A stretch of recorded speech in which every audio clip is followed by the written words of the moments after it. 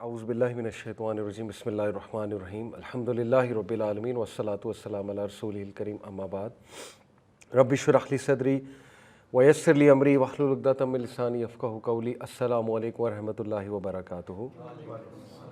फिर एक हदीस में आता है, तिरमिज़ी की हदीस है, there are three who's सप्लिकेशन is not rejected.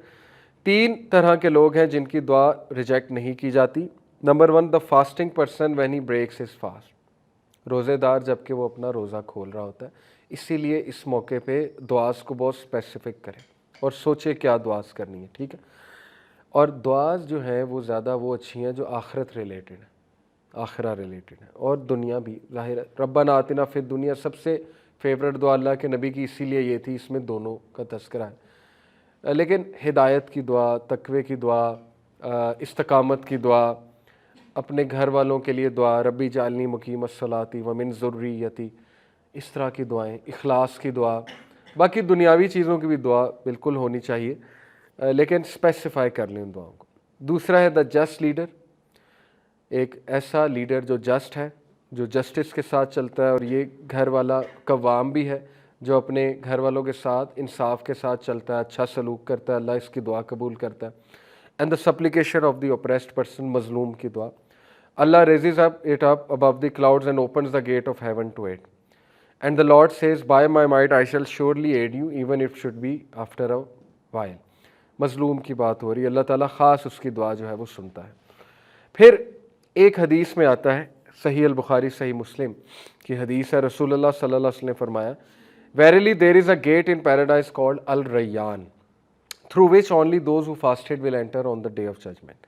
No one else will enter it along with them. It will be said, where are those who fasted? They will stand and no one will enter it along with them. When they enter it, it will be closed and no one else will go through it. तो इससे रोज़ेदार ही enter होंगे, लेकिन कौन रोज़ेदार? Number one, जिन्होंने खालिस अल्लाह के लिए रखा और रोज़े के तकाज़े पूरे किए, जिस तरह से रोज़ा रखने का हक़ है, और ये भूख और प्यास से ही हक़ अदा होता है, ये उस फीलिंग से ही हक़ अदा होता है, अदरवाइज़ तो उसको रोज़ा हम नहीं कहेंगे। या एक बंदा रोज़ा रख रहा है, नमाज ही ना पढ़े, बैक बाइटिंग भी जारी है, फजूल अमाल भी जारी है, तो वो भी फिर रोज़े के उसमें काउंट नहीं होगा। तो अहदीस से फिर ज़ाहिर है यही साबित है कि ये एक फेवरेबल मंथ है टू डिटॉक्स योरसेल्फ, हर तरह की डिटॉक्स, स्पिरिचुअल डिटॉक्स, जो भी दिल के अमराज हैं, बीमारियां हैं, उनसे डिटॉक्स हो बंदा, जो भी जहनी बीमारियां हैं, नेगेटिविटीज़ हैं, उनसे डिटॉक्स हो बंदा, अल्लाह के साथ अटैच होके दुआ करके, अल्लाह से ताल्लुक़ कायम करके, लोगों पे रहम करके। हज़रत आयशा रज़ियल्लाहु अन्हा कहती है ना कि रसूलुल्लाह सल्लल्लाहु अलैहि वसल्लम बहुत जेनरस थे, और रमज़ान के मंथ में मज़ीद जेनरस हो जाते थे, बहुत ज़्यादा जेनरस हो जाते थे। तो it's a month of generosity. अगर आप पहले ही जेनरस हैं तो 10 टाइम्स वो जेनरोसिटी बढ़ जानी चाहिए। गिविंग की नेचर, अफ्तारियाँ कराना, लोगों को इनवाइट करना, चैरिटी करना, गुरबा और मसाकीन का ख्याल रखना, रिश्तेदारों से ताल्लुक़ कायम करना, मज़ीद जेनरस हो जाना वगैरह वगैरह, उससे डिटॉक्स होता है। बंदे के बहुत सी बीमारियां जो है, जहनी और कल्बी बीमारियां, वो डिटॉक्स होती हैं। और ज़ाहिर है कि हेल्थ वाइज भी डिटॉक्स करना है हमें। फिर it is the month of दुआ, बहुत इंपॉर्टेंट है। रोज़ेदार की दुआ जो है वो कबूल होती है, और अल्लाह के नबी सल्लल्लाहु अलैहि वसल्लम ने फरमाया, अबू दाऊद की हदीस है कि वेरली your Lord is generous and शाय, तुम्हारा रब शर्म वाला है, जेनरस है। इफ़ इस servant raises his hands to him in सप्लिकेशन, अगर उसका बंदा उसके आगे हाथ उठाता है, ही becomes shy to return them empty, तो अल्लाह सुब्हानहू व तआला जो है वो उसको हया आती है कि मैं इसको एम्प्टी रिटर्न ना करूं। यानी इस कदर खूबसूरत हदीस है। तो सोचे रोज़े की हालत में एक रोज़ेदार हाथ जब उठाता होगा अल्लाह के आगे, तो क्या मामला होता होगा। ये तो आम हालात की बात हो रही कि एक आम बंदा जब हाथ उठाता है रब के आगे, तो अल्लाह ताला बहुत शाय है, और वो शाय फील करता है एम्प्टी हैंड रिटर्न करना। तो रोज़ेदार की कदर ही और है रब के सामने, तो ज़ाहिर है कि उस दुआ का फिर एक और ही वो लेवल होगा।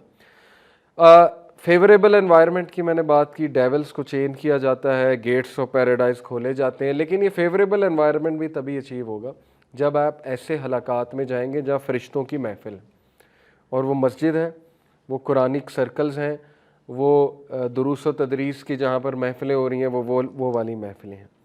वहाँ पर मज़ीद फेवरेबल एनवायरनमेंट आपको मिलेगा, दिल नरम होने का और कुछ मज़ीद चेंज होने का।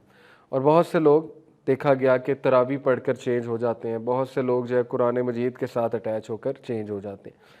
صحیح البخاری کی حدیث ہے if one does not leave off false speech and action، اگر کوئی فالس اسپیچ اور ایکشن کو نہیں چھوڑے گا then there is no need for Allah for one to leave off his food and drink، پھر اللہ کو اس کی بھوک اور پیاس کی کوئی ضرورت نہیں، پھر وہ بھوک اور پیاس ہے اگر اس نے ایکشن فالس ایکشن کو نہ چھوڑا اور فالس اسپیچ کو نہ چھوڑا۔ تو ینگسٹرز کے لیے خاص میں کہتا ہوں کہ it's the most favourable environment to leave addictions, فضول قسم کی جو ایڈکشنز پڑ گئی ہیں، تو اس میں حیا پیدا کریں اپنی نظروں میں اور اس فیوریبل انوائرمنٹ کا فل فائدہ اٹھائیں، کیونکہ روزے کی حالت میں بندہ ویسے ہی برا عمل نہیں کر سکتا، اتنی حیا تو سب کو ہوتی ہے، اور ظاہر ہے کہ روزے کھول کے پھر بندہ عبادت کے لیے نکل جاتا ہے تو وہ ٹائم بھی وہاں لگ جاتا ہے، پھر انسان جو ہے وہ سحری کا وقت آ جاتا ہے، سحری کرتا ہے، تو یہ کنٹرول سیلف کنٹرول آ رہا ہے بندے میں، اور اس کو کانفیڈنس آتا ہے کہ میں چھوڑ سکتا ہوں ایک گناہ کو، کیونکہ رمضان میں بھی میں نے کنٹرول کیا، رمضان میں بھی میں نے چھوڑا، تو یہ پختہ ارادہ کر کے اس میں انٹر ہوں کہ اگر خدا نہ خواستہ کوئی کسی گناہ میں انوالوڈ ہے، کوئی بری عادت پڑی ہوئی ہے، تو وہ روزے میں چھوڑنی ہے، رمضان میں اس کو بالکل ترک کرنا ہے، اور انشاءاللہ اس کو کنٹینیو کرنا ہے آفٹر، کیونکہ رمضان میں ترک کیا تو آگے بھی، اور ایک اور چیز یہ بھی سیکھ سکتے ہیں کہ روزہ بہت ہیلپ آؤٹ کرتا ہے، شہوت کو کنٹرول کرنے میں روزے کا بڑا کردار ہے۔ اللہ کے نبی صلی اللہ علیہ وسلم، کچھ صحابہ جو ہے وہ گفتگو کر رہے تھے، ہنسی مذاق کر رہے تھے، جیسے نوجوان اکثر شادی اور یہ مختلف ایسی کنورسیشن کرتے ہیں، تو پروفٹ صلی اللہ علیہ وسلم نے کہا تم میں سے وہ نوجوان جو شادی کر سکتے ہیں وہ شادی کر لو، لیکن جو شادی نہیں کر سکتا وہ روزہ رکھے، کیونکہ روزہ شہوت کو جو ہے وہ کنٹرول کرتا ہے۔ تو یہ رمضان میں آپ فیل کر لیں گے کہ واقعی روزے کے بڑے اثرات ہیں، شہوت پہ بڑے اثرات ہیں۔ تو لیکن روزہ کھلتے ہی اگر ہم ٹک ٹاک کھول لیں گے یا فضول قسم کے پروگرامز کھول لیں گے تو وہ ساری محنت ضائع ہو جائے گی، جو تقویٰ، جو حیا، جو اسٹرینتھ، جو سیلف کنٹرول ہم نے روزہ رکھ کے اچیو کیا، اور اس کے بعد اس کو بالکل ہم نے نلیفائی کر دیا۔ نیٹ فلکس پہ بد نظری کوئی نہ کوئی ہو ہی جاتی ہے انسان کی، تو وہ روزہ خراب کرنے کے لیے ظاہر ہے۔ تو پھر انسان کو یہ بھی سرچ کرنا چاہیے کہ روزہ مکروہ کرنے والے اعمال کیا ہیں، خراب کرنے والے اعمال کیا ہیں۔ گالم گلوچ ٹوٹتا تو نہیں، لیکن یہ کہ بد نظری، کوئی غلط چیز بندہ دیکھ لے، کوئی غلط الفاظ ادا کر دے، گالم گلوچ کر لے، اس سے روزہ مکروہ ہو جاتا ہے۔